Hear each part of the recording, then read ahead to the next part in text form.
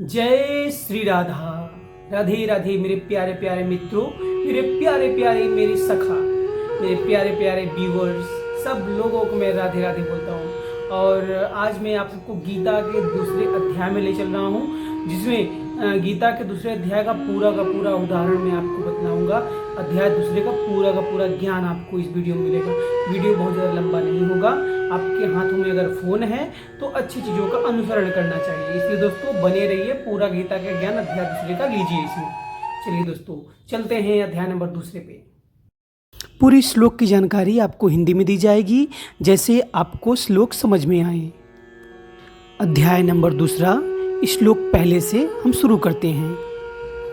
संजय ने कहा, करुणा से व्याप्त शोक युक्त अश्रुपूरित नेत्रों वाले अर्जुन को देखकर मधुसूदन कृष्ण ने ये शब्द कहे। श्री भगवान कृष्ण ने कहा अर्जुन से, हे कृष्ण, तुम्हारे मन में यह कलमश आया कैसे?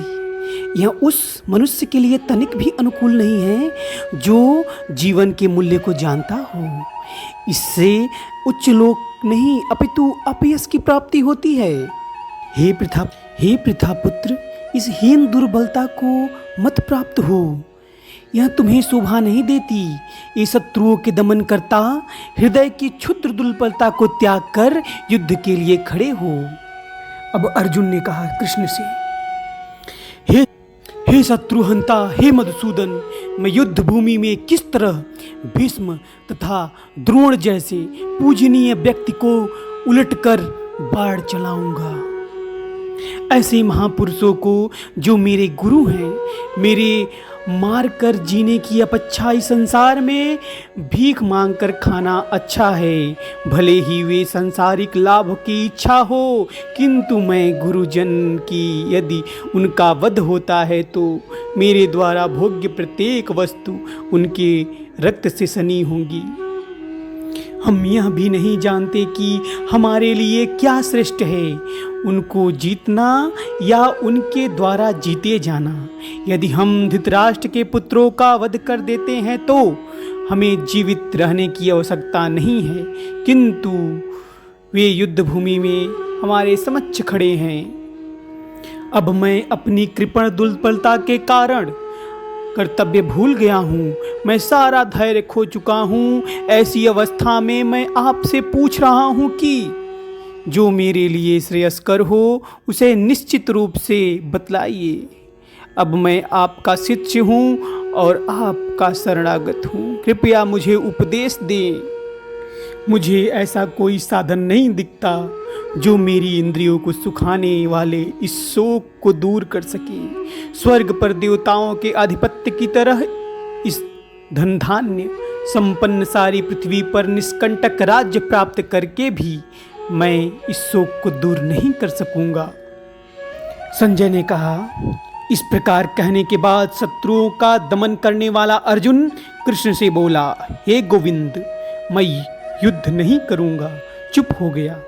संजय बोले धृतराष्ट्र से, हे भरतवंशी, उस समय दोनों सेनाओं के मध्य शोक मग्न अर्जुन से कृष्ण ने मानो हंसते हुए शब्द कहे।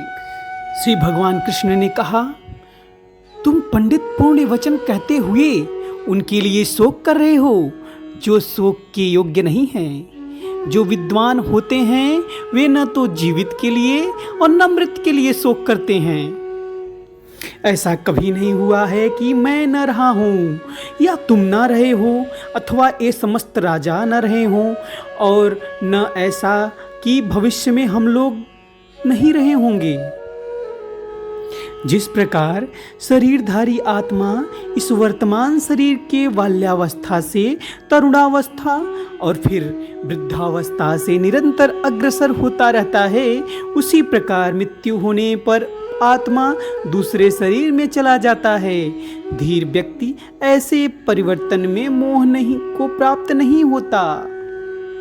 हे कुंती पुत्र, सुख तथा दुख का क्षणिक उदय तथा कालक्रम में उसका अंतर्धान होना सर्दी तथा गर्मी ऋतुओं के आने जाने के समान है।